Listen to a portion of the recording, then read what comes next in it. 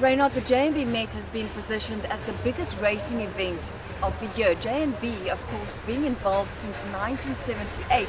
So what as a sponsor has made you come back year after year? Yeah, well, this is the biggest sponsorship for J&B globally, so it's been going, as you say, for 34 years.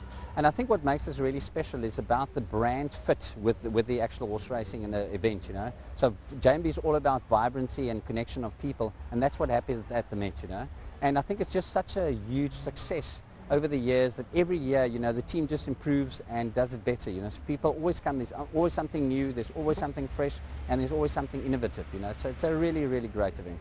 J&B has, of course, been involved for 34 years. So how's the sponsorship evolved over the years?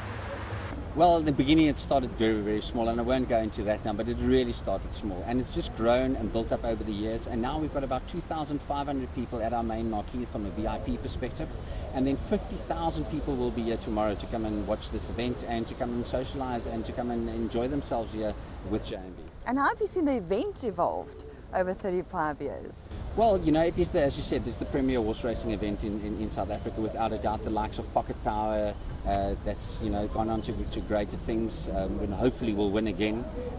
So it's really, from an events perspective, from a horse racing perspective, it is the premier event on the racing calendar, and I think will be so for many, many years to come. But you say that, but based on what? Why not a July, or why not a Summer Cup? Why Cape Town? I think Cape Town is just a special place. All the beautiful people come here. They really enjoy it. The weather is great. There's a beautiful setting. People get dressed up. They make the theme, larger than life. People, you'll see tomorrow, people are making a lot of effort, with their clothing from a fashion perspective, etc., to really, really make this a special event. We get the celebrities. There's a lot of celebrities out here. So people are rubbing shoulders with the rich and famous, if I can call it that. And it's just and there's a bit of escapism, I think, in there as well, for people to come out and to live the high life, for a little while. And what does that mean for your brand, J&B? J&B, well, as I said, J&B is around vibrancy and connections, So it is a vibrant band. It's the Scotch, and therefore it's such a great fit with this specific event. It's all about being different. It's all about being unconventional, and J&B is the whiskey out there that can own that space. In a sports mad country as South Africa, there's so many sports events to choose from. Why horse racing? Obviously, South Africa is a sports mad country, as we know, and horse racing, there's not a lot of clutter in horse racing, so you get absolutely a nice standout for your brand and a nice association. Also, horse racing is the king of sports, and J&B's got a great history from getting royal warrants as a brand, so it's a very nice connection and fit. And also in the February period, it's before the Super 15 starts and all of those types of big events happening, it's just ideal. It's just ideally suited.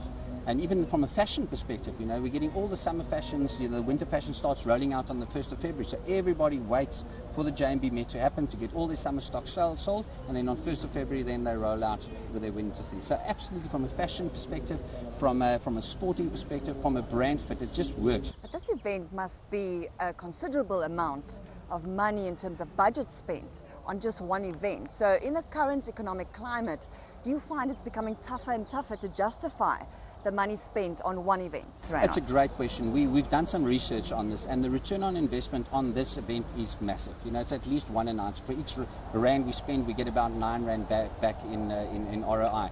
And that was, Recom did that for us, and it's really, really, from an investment perspective, normally it's around 1 in 4. I mean, this is more than double. 50,000 people here living the brand, experiencing the brand.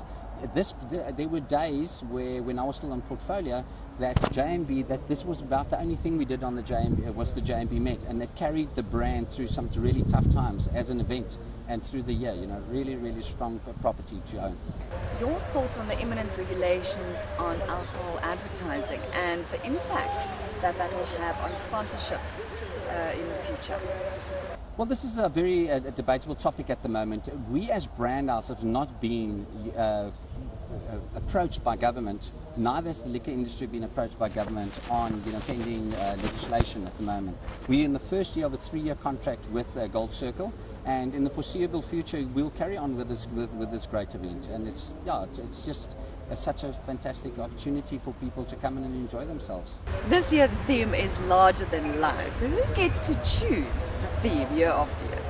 it's a combination, obviously, between the brand, the team, and the agency. They come up with, okay, what's the theme going to be? And a lot of debate going. We brief it in, and this larger-than-life theme has really sparked people to think a little bit outside the box, because it's a bit of a difficult one, especially for the guys. So for the ladies, larger-than-life could be a big hat, big accessories, big earrings, large fashion, maybe even a big personality. For the guys, I've been asked this question quite a bit, so maybe it's a big belt buckle that you wear, or make a big statement with your tie or your shirt, or just bring that larger-than-life personality. But it's about innovation, it's about people thinking outside the box and coming up with something unconventional. Now, do you think that because it's such a social event, it takes away from the actual horse racing? Do people come to watch the horses? Absolutely. I mean, everybody's talking about the duel between Pocket Power and Mother Russia. Everybody's talking about it. So you've got Pocket Power won it 3 times in a row. This is going to be his last race. What a fairy tale would that be if Mike Bass and the team actually wins the race? Then you've got Mother Russia on the other side. She's not good over the 2,000 meter distance. Pocket Power is aging a little bit. So what a duel! Is she gonna have the distance, or will Pocket Power's age start counting against him? And I think everybody's so excited and looking forward to that race. So my heart goes with Pocket Power, but my head says Mother Russia.